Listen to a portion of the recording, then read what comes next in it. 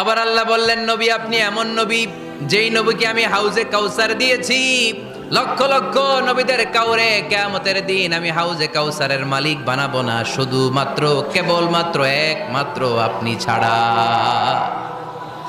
ইন্না আ'তাইনাকাল কাউসার ফাসাল্লি লিরাব্বিকা ওয়ানহার ইন্না শানিআকা হুয়াল আবতার। সুবহানাল্লাহ পড়ে।